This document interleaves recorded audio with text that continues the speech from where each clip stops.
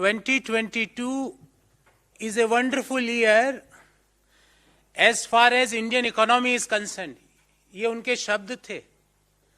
अब हम आज उनसे 7 मुद्दे उनको याद दिलाएंगे और 2022 के पुराने नहीं, नोटबंदी के नहीं याद दिलाएंगे. उनको तकलीफ होती है उससे. गलत तरीके से जीएसटी लगाने का याद नहीं दिलाएंगे, उससे भी बहुत तकलीफ होती है. बिना तैयारी के तालाबंदी की, उसको भी याद नहीं दिलाएंगे, उससे भी उन्हें बहुत तकलीफ होती है.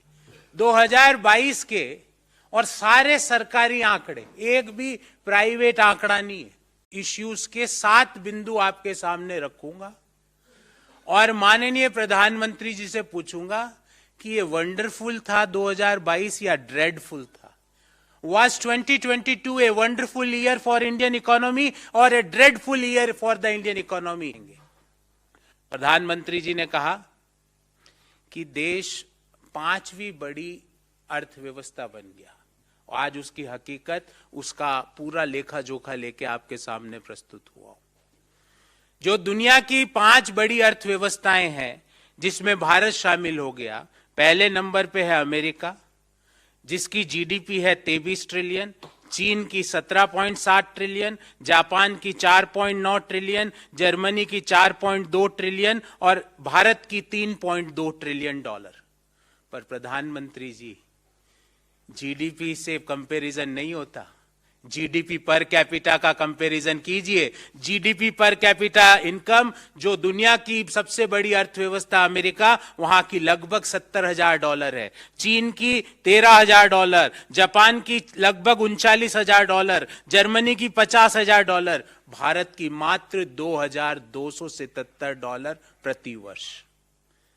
तो आप जब आपकी इच्छा होती, जब तो आप एब्सोल्यूट नंबर कंपेयर कर लेते हो, जब आपकी इच्छा होती जब पर कैपिटा कर लेते हो. अगर आपको एब्सोल्यूट नंबर ही करने थे तो भारत में कोरोना के कितना संक्रमण फैला, उस दिन तो आपने ये कंपेयर किया कि कितने प्रतिशत लोगों को कोरोना हुआ, भारत के कितने प्रतिशत लोग कोरोना के कारण मृत्यु हुई. जब अर्थव्यवस्थाओं का कंपैरिजन करते हैं तो मैं 2 आंकड़े आपके सामने बड़े सरल शब्दों में कर रखता हूं. एक परिवार है जिसमें 2 सदस्य है और 1 लाख रुपए कमाता है, तो प्रति व्यक्ति कितने कमाए? 50,000 रुपए. दूसरा परिवार है, 1 लाख टोटल इनकम होती है परिवार की और 20 सदस्य है, प्रति व्यक्ति कितना इनकम हुई? 5,000.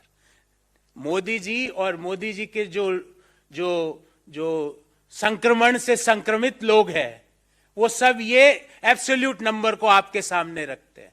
हमारी पर कैपिटा जीडीपी दुनिया के 194 देशों में 144वें नंबर पे है. As far as per capita GDP is concern, we are at 144th position out of 194 countries of the world. Modi ji, ये अद्भुत है, ये वंडरफुल ईयर है. Is this wonderful?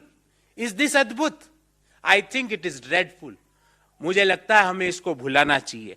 पर कैपिटा इनकम में दुनिया के 197 देशों में हमारी पोजीशन है वो 142वीं है. We are at 142nd rank out of 197 countries of the world.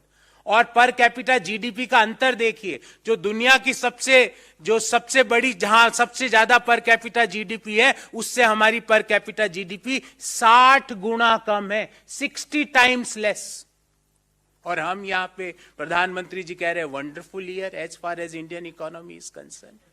We are at 142nd position, 142nd position out of 197 in per capita income, and prime minister is saying it is a wonderful year. Point number 1. Point number 2, hunger index में हमारी rank आती है 107वीं और इसी वर्ष की 121 देशों में. प्रधानमंत्री कह रहे हैं अद्भुत वर्ष है, वंडरफुल ईयर है.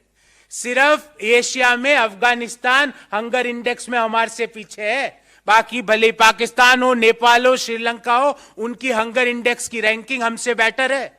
हमारी रैंक है 107 121 कंट्रीज में. अगर हम बांग्लादेश को देखें तो उसकी रैंक है 84, नेपाल को देखें तो उसकी रैंक है 81, श्रीलंका को देखें तो उसकी रैंक है 64, पाकिस्तान को देखें तो उसकी रैंक है 99. प्रधानमंत्री जी, वंडरफुल ईयर. और दुनिया में सबसे ज्यादा, और this is very relevant friends, दुनिया में सबसे ज्यादा चाइल्ड वेस्टिंग रेट हमारी है. चाइल्ड वेस्टिंग रेट का अर्थ कि कितने लोग, कितने बच्चे अपने अपने उम्र और अपनी हाइट के हिसाब से कुपोषित है, कम वेट के हैं। दुनिया में सबसे ज्यादा चाइल्ड वेस्टिंग रेट हमारी है। एशिया में अफगानिस्तान के अलावा जितने भी देश है उससे हमारी हंगर इंडेक्स में रैंक कमजोर है, और प्रधानमंत्री जी कह रहे हैं कि वंडरफुल ईयर है। Point number 2। Point number 3, Asia के अंदर, पूरी जिम्मेवारी से बोल रहा हूं, एशिया का जो बास्केट है, एशिया के बास्केट के अंदर हिंदुस्तान का रुपया 2022 में वर्स्ट परफॉर्मिंग करेंसी रहा। Worst performing currency in the Asian basket was Indian rupee. और आपको जान के ताज्जुब होगा, एक साल में 2022 में रुपये का डेप्रिसिएशन 10% से ज्यादा हुआ। एक साल में रुपये की कीमत 10% से ज्यादा कम हो गई। प्रधानमंत्री जी कह रहे हैं wonderful year. This is wonderful year as far as Indian economy is concern. Point number 3। Point number 4, प्रधानमंत्री जी एक पूरी टेबल बनाई है मैंने आपके लिए, पढ़िएगा। जो दुनिया की रेटिंग एजेंसीज है और reserve bank of India, state bank of India है, उन्होंने भारतीय अर्थव्यवस्था का, जब मौजूदा वित्तीय वर्ष 2022-23 चालू हुआ था, उस समय जीडीपी का क्या फोरकास्ट किया था और आज क्या फोरकास्ट किया है, क्या रिवाइज किया है। मैं उसका एक टेबल लेके आया हूं, आपके सामने वो टेबल रखूंगा। स्टेट बैंक ऑफ इंडिया के अनुसार जब वित्तीय वर्ष शुरू हुआ तो जीडीपी फोरकास्ट था 7.5%, अभी उन्होंने रिवाइज करके कर दिया 6.8%। मोदी जी कह रहे हैं अद्भुत वर्ष है। वर्ल्ड बैंक ने 7.5 का जीडीपी फोरकास्ट कहा था, अभी उन्होंने रिवाइज करके कर दिया 6.9%। आगे और रिवीजन होगा अभी तो। सिटी ग्रुप ने कहा था जीडीपी फोरकास्ट 8 रहेगा इस मौजूदा वित्तीय वर्ष में, अभी उन्होंने रिवाइज करके कर दिया 6.7%। आईएमएफ ने कहा था 7.4% की जीडीपी ग्रोथ रहेगी, उन्होंने रिवाइज करके कर दिया 6.8%। फिच ने कहा था 7.8% की जीडीपी ग्रोथ रहेगी, अभी उन्होंने रिवाइज करके कर दिया 7%। इंडिया रेटिंग ने कहा था 7% जीडीपी ग्रोथ रहेगी, उन्होंने रिवाइज करके कर दिया 6.9%। रिजर्व बैंक ऑफ इंडिया ने कहा था जीडीपी ग्रोथ 7.2% रहेगी, उन्होंने रिवाइज कर दिया 7%। एशियन डेवलपमेंट बैंक ने कहा था कि जीडीपी ग्रोथ रेट 7.2% रहेगी और उन्होंने रिवाइज कर दिया 7%। दुनिया की सारे बैंक, रेटिंग एजेंसीज, हमारे देश का सेंट्रल बैंक, स्टेट बैंक ने देश का जीडीपी फोरकास्ट के जो पूर्वानुमान है उसको नीचे गिराया। मोदी जी कह रहे हैं ये वंडरफुल साल था। Point number 4।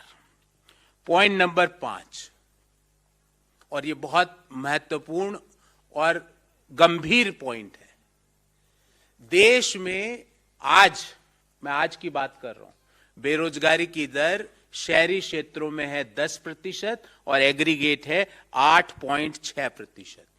बेरोजगारी के दर का अर्थ क्या होता है कि कितने लोग रोजगार मांग रहे हैं और कितने लोग रोजगार में है। तो मैं ये कहता हूं कि 10% शहरी क्षेत्र में बेरोजगारी की दर है, अर्थात शहरों में अगर 100 लोग रोजगार युक्त है तो 10 लोगों के पास जो रोजगार चाहते हैं उनको रोजगार नहीं है। ध्यान रहे 2011-12 में यूपीए के दौरान यह दर थी 2.2%। मैं नहीं कह रहा, सरकारी आंकड़े सारे, एक भी हमारा आंकड़ा नहीं, हमारी ऑब्जर्वेशन नहीं है। Government of India NSSO's data, 2.2% was unemployment rate in 2011-12, and as per CMIE, today when I am talking to you, the unemployment rate aggregate in India is 8.6% and in urban areas it is 10%. पूरा demographic dividend को मोदी जी ने demographic disaster बना दिया।